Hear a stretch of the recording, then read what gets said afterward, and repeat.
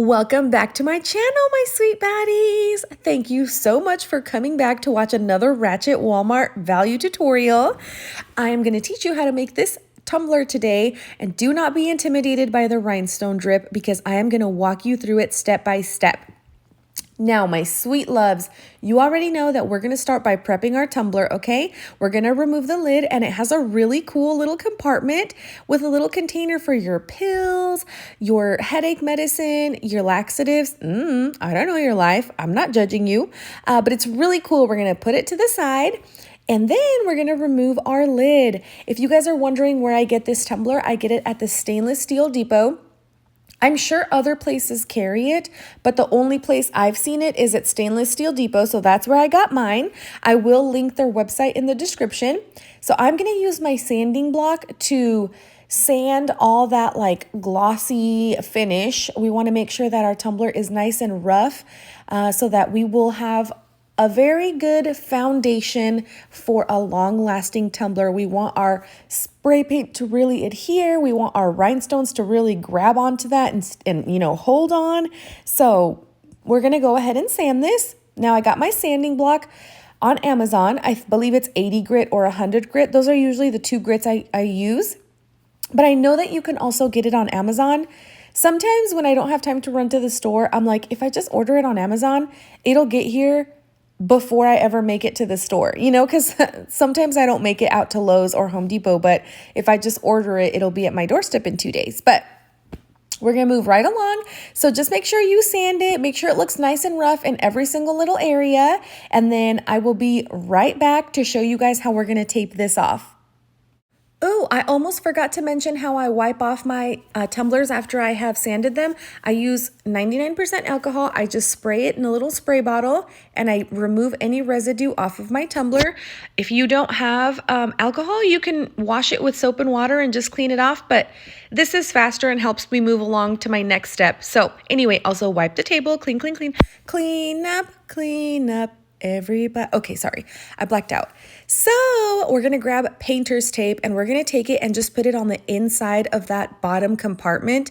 This is just so that spray paint doesn't get in there or, you know, just anything so that it's not difficult to clean up afterwards. I thought about leaving the lid on, but then I was like, man, if I get spray paint on that lid, that's going to be more annoying because if we do get stuff inside this little compartment, we can use acetone to wipe it off, but I don't really want to put acetone on the lid. So that's why I just decided to remove it and to tape off the inside. And we're going to do the exact same thing to the stainless steel lid because when we spray paint it, we don't want to get any spray paint on that plastic. What is that thing called? Swirly, twisty thingy? You know what I'm talking about. The inside plastic part. Wow, my vocabulary is so extensive. You guys are really getting some quality teaching here. Anyway, we're gonna go ahead and tape that off, and I'm gonna show you how I spray paint my lids. Okay? Ooh, you're about to be shookity shook. Oh, I'm full of tips. Probably a million people have done this, but I don't know. So I use one of those straws that has a little stopper at the bottom. And then I put it through my straw. And then when I go to spray paint, I just hold it like that. Look, is that not so smart? People think I'm all body, like people think I'm all J-Lo body, but I'm not. There's more to me than my body. Just kidding. I actually look like a potato. I might actually be related to potatoes. I don't know. I don't know why my body is shaped like this. Good thing my husband loves me the way I am. Anyway, maybe that's why God gave me, like, you know, a little bit of sense of humor. Anyway, I don't know. Okay, we're going to move right along. So we're going to spray paint our tumbler orange because the glitter that we're going to use is like a rust, creepy, Halloween-y orange. So we just want to use we just want to use a base that's going to match the glitter so that we only have to do one coat. It's called Sanderson's. Ooh. It's called Sanderson by Glitterful. And we're going to apply this the tack it method. You already know we're going to use our little paintbrush and our little tack it method bottle. I just love that it's focused on these things and the background looks blurry because how freaking bougie does that make me look? Oh, it makes me look legit. Okay, guys, sorry. I seriously don't know what I'm doing on YouTube. Somebody take my YouTube account away. Revoke my ability to post videos because I'm a little ratchet. Okay, guys, so for the tack it method, you already know. I feel very redundant because I've been doing tack it method in all my videos, but you're just gonna spread it on there nice and good. You're gonna make sure you don't have any streaks, bumps, or lumps because when we put our glitter on there and rub it in, we don't want it to show, right? Any bumps or lumps will show. Then I use my blow dryer to dry off the glue because I'm impatient. And then we sprinkle, linkle, linkle, dinkle. We sprinkle our glitter. Look at that. Oh my gosh, that just looks so witchy and wicked. And okay, how cute am I that I used spider web scrapbook paper to go along with my little spooky theme. Oh my gosh, I'm so cute. Okay, guys, we're gonna sprinkle, sprinkle, sprinkle. And then when you're done, some people can use a gloved finger because they're bougie, but I'm not bougie. So I am gonna use my booger hooks to rub this in, okay? But make sure before you rub it in, you remove all the glitter so you don't contaminate it. So we're gonna rub a dub dub, rub it real good, yeah. Anyway, I hope you guys are enjoying my song. One time someone left a comment in my YouTube comments and said, love the video, hate the singing. But why? Why do you hate the singing? It's my favorite part and I don't want to stop. Okay, so we're going to go ahead and rub that glitter nice and good and we should have this hollow... Why did I pronounce hollow like that? Hello. We're going to have this holographic looking finish and we're going to set that aside and we're going to move on to our lid. You want to make sure that your lid is super duper dry before you move on to this step. So I am going to be using SS16s and SS10s for the lid. I will go ahead and link the rhinestones in the description. I actually got them from Amazon. So we're going to use our handy dandy little precision point needle glue bottle, and the glue we're using is Fusion Tack. It's my favorite. And we're using our handy dandy little wax pen to pick up our rhinestones. So I'm actually going to start by going in with SS16s. And I'm just going to start at the very top. And if you guys have never rhinestoned, don't be intimidated, you guys. I promise it's not as hard as it seems. I've noticed lately that so many people are intimidated by rhinestoning. I mean, it's me. I'm those people. I was super intimidated when I tried my first rhinestone cup, and now I literally want to rhinestone everything and everybody in sight. Like, it's just so stinking fun, you guys. Okay, look at me giving you guys a better angle. Oh, I'm such a good YouTuber. Please like and subscribe. Ring the little bell so you could get notifications. Oh my gosh, I'm so cool. I'm not cool. My kids say I'm not cool, and means I guess I'm not cool then. But anyway, I think I'm cool. But so we're just gonna go ahead and do a little circle at the very, very top. These are all SS16s. And I just kind of go around and make sure that they look straight.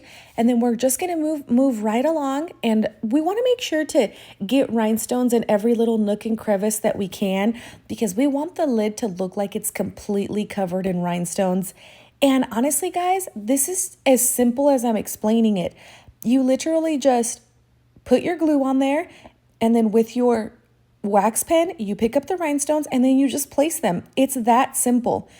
And then I have the SS10s to fill in little spaces. So like, for example, if I go all the way around and there's not enough space to put another SS10, I can squeeze a little I said that backwards. If there's not enough space to put an SS16, which is this bigger size that I'm using, then I can squeeze in a little SS10, which is a little smaller size that I have right there. So that's why you always want to have multiple sizes when you're doing something like this, because if you run into an issue where you're like, shoot, I don't have enough room to put another rhinestone, then you'll have other smaller sizes to squeeze into those little spots. So those are called fillers, and it's super important to make sure that you always have fillers when you start a project, because it would suck for you to get very far in a project and then realize that you don't have the correct sizes to finish your project. I know I'm very impatient. So once I start, I want to be able to get it done. So the lid took me about an hour to do, I believe. It didn't take me very long because it's obviously smaller. And I just put on a Netflix show. I also FaceTimed my best friend while I was doing this. And I just went to town, you guys. And now I'm going to stop yapping and I'm going to let you listen to a little song because you're just going to see me do the same repetitive motion over and over. There's no secret to it. There's no special trick. I literally just do a little circle of glue and I rhinestone as close as I can to the line above. Now I am doing honeycomb method, which basically honeycomb is just how it sounds. Once you put that line of rhinestones at the very top, you want to make sure that your second row, you're putting one rhinestone in between two, and that's what creates that nice honeycomb effect. Now sometimes you're not going to have enough room to put it in between, but it's fine. It's still going to look good in the end. Just apply your rhinestones and I'll be right back. I was 5 and he was 6. We rode horses made of sticks. I wore black and he wore white. He would always win the fight. Bang, bang, he shot me down. Bang, bang, I hit the ground. Bang, bang, that awful sound. Bang, bang, my baby shot me down.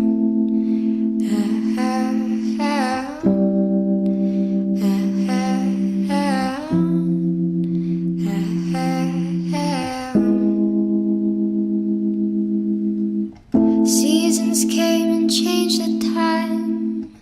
We grew up, I called him mine. He would always laugh and say, remember when we used to play? Bang, bang, I shot you down. Bang, bang, you hit the ground. Bang, bang, that awful sound. Bang, bang, I used to shoot you down.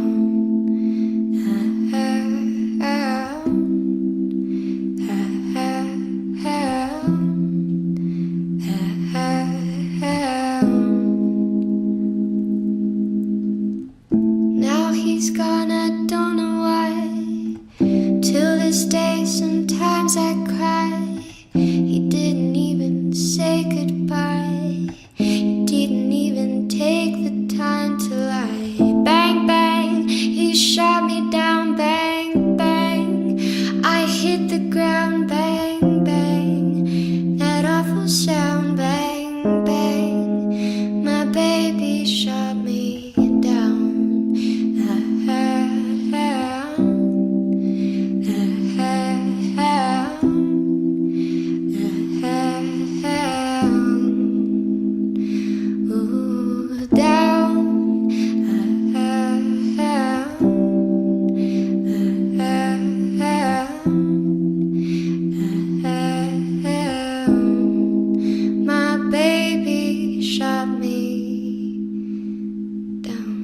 If only rhinestoning was this fast in real life, how amazing would that be? But honestly, it wasn't too bad. This took me about an hour to an hour and a half, so it wasn't too bad. So we're going to set this aside, we're going to let it dry, and then we're going to move on to apply our first coat of epoxy over our glitter. So I think I used about 15 to 20 mLs to cover this cup completely. It's probably more than I needed, but I wanted to do a pretty generous coat because I knew that we were only going to do one coat before we applied our decals because we did the tack it method and it's a fine glitter, so we didn't need a lot of epoxy to cover this. So I just wanted to do a nice and generous coat so that we could have a good coat over that glitter before we move on.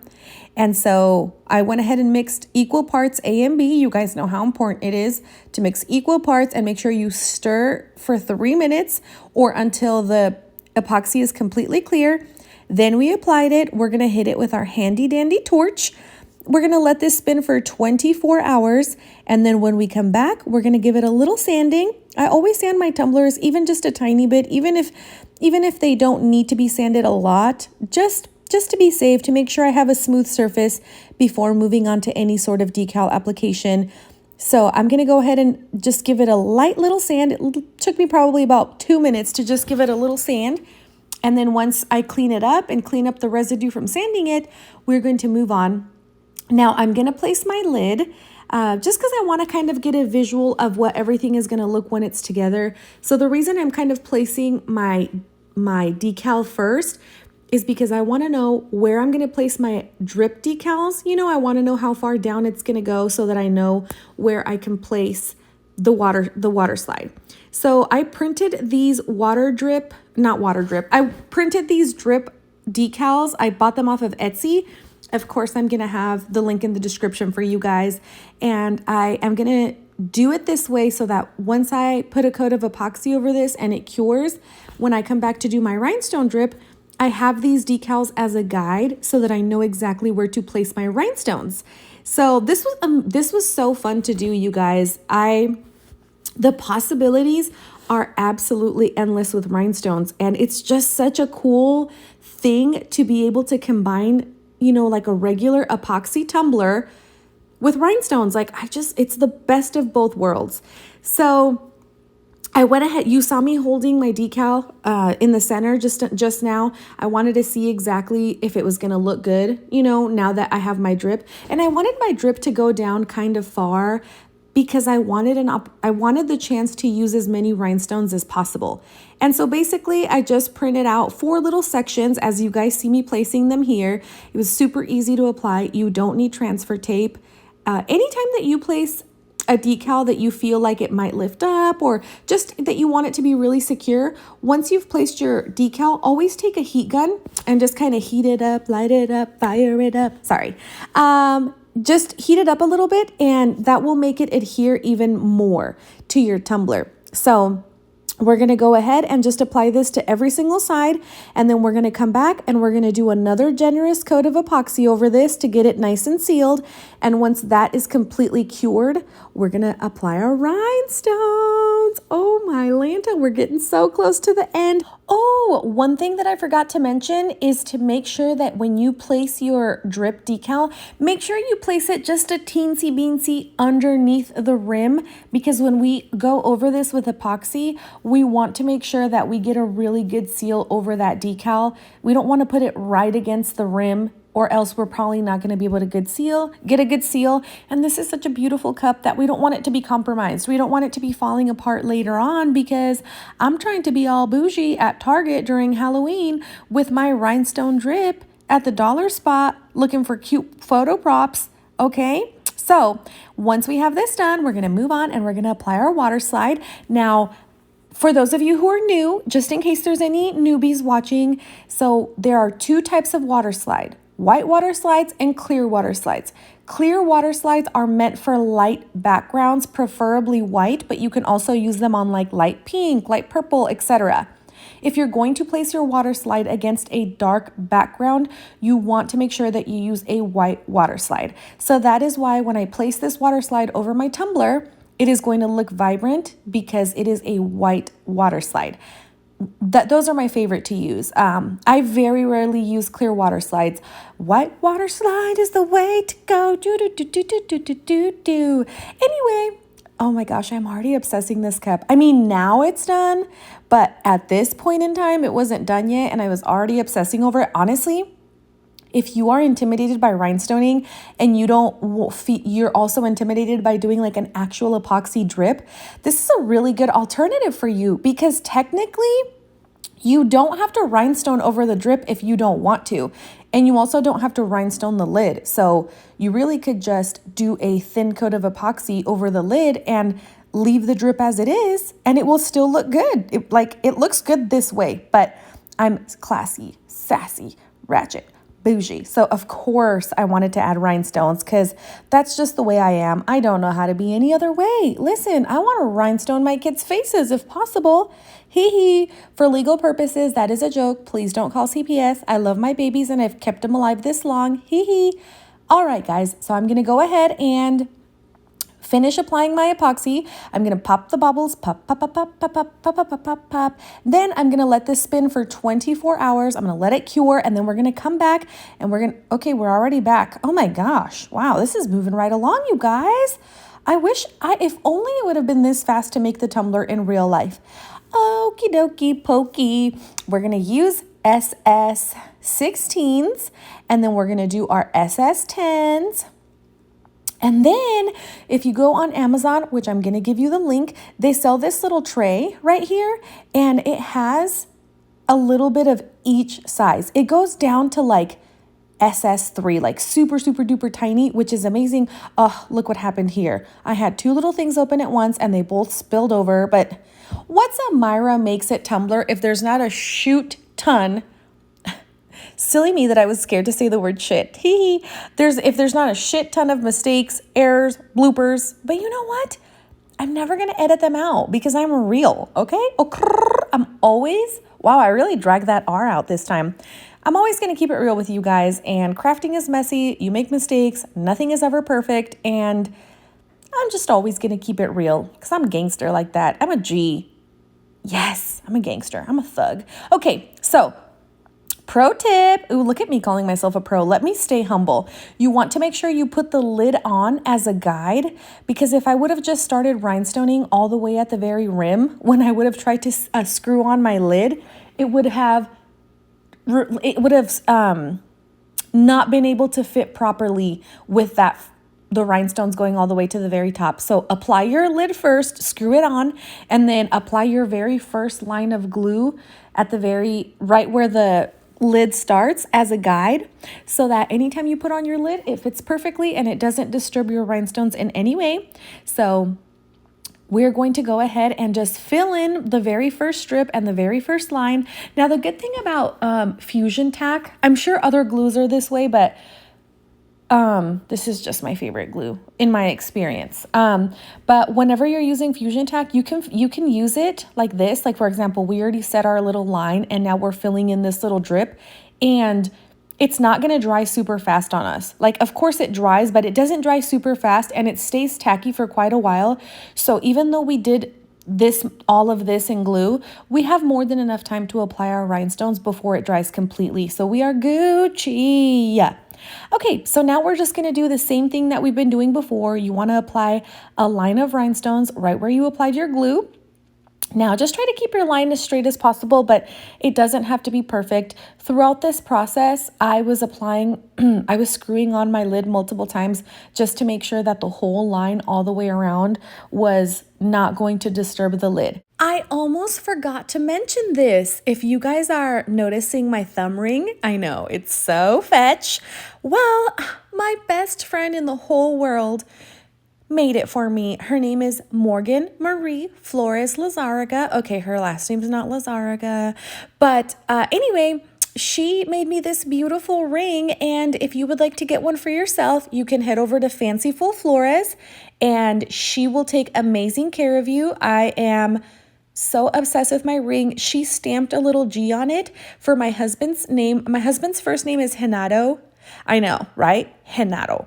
But I call him Ginny. Since I was 16 years old, I've been calling him Ginny. So he's Ginny to everyone, but his name is Renato, so it starts with a G. So she stamped a little G on it, and then on the other little top part of it, she stamped a little heart. Oh.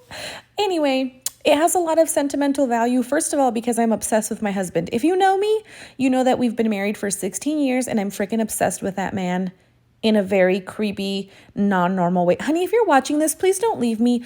Don't leave me, because I'll find you. Hee. I gave him underwear stew, and now he's obsessed with me. Hee. For legal purposes. That is true. Anyway, so she made me this ring. I'm obsessed with it. I think it's so beautiful. And I'm a very cheesy person. I know you guys know this, but I love sentimental gifts. Like, if you want to give me a Range Rover, that's fine. But like, I love sentimental gifts that have meaning. And to me, the fact that someone I love so much, my sweet Morgan Pie, the fact that she made me this ring means the world to me, because I love her so very dearly. And the fact that she added an even like sweeter thing to it and added my husband's initial. Like, are you kidding me? The two people I fucking adore, of course I adore my kids too. I'm just using them as an example because the ring is about them and my best friend made it. But, two people that I fucking love and adore represented in one ring. Are you kidding me? Is this real life? And listen, guys, let me go on a little spiel real quick, okay? Is spiel a word? It just rolled off my tongue, but English is not my strong point, so I don't know. But in my experience, it is so hard to find friends. And what I say when I mean friends is I mean genuine friendships of people who are going to love you unconditionally. You know, my best friend Morgan has loved me in moments where I have not been very lovable, and she's always stuck by my side. And whenever I'm sad or something, she feels like home to me. When I call her, I know that it's my safe place. And I know that I can call her crying or I could call her happy. And she's always there for me. I'll cry right now. Oh my God, I want to cry. Anyway, you guys, I am fucking crying. I hate myself. The point is, if you have really good friends in your life, please appreciate them, because I feel like people throw the word best friend out there so freely now, but are they your best friend? Are they? Can you genuinely say that you would do anything for that person? And to me, when somebody loves and adores you, how can you not love and adore them back, right? So if you guys have really good friends in your life that are so good to you, send them a text message right now and say, hey, I don't know if I tell you this enough, but I love you. You're such a good friend, and I'm so grateful for you. Because guys, those are the people that you want to hold near and dear and that you want to treasure. I'm so sorry that I cried. That was embarrassing, but yeah, I've been very blessed. I have really good friends in my life that I love, that have become like family.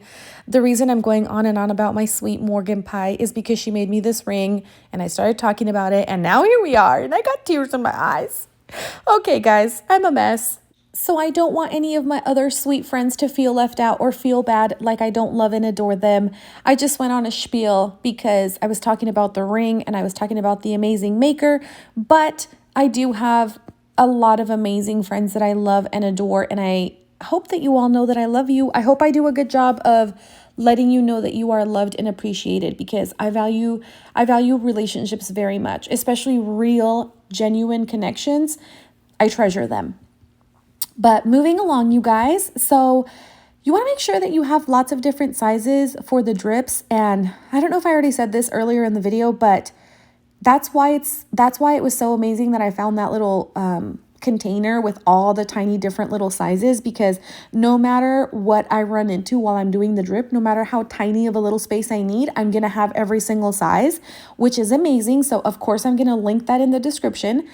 And so I am going to go ahead and speed this up a little bit, you guys, and play a little song, because I feel like once you get the gist of rhinestoning, which is to apply glue and fill in the gaps with the appropriate size rhinestones, there's only so much you can explain about it. It's a very repetitive, redundant process.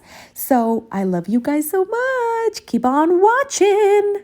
Hello again, friend of a friend. I knew you when our common goal was waiting for the world to end. Now that the truth is just a rule that you can break, you crack the whip, shape shift and trick the past again. Send you my love on a wire, lift you up every time everyone pulls away from you.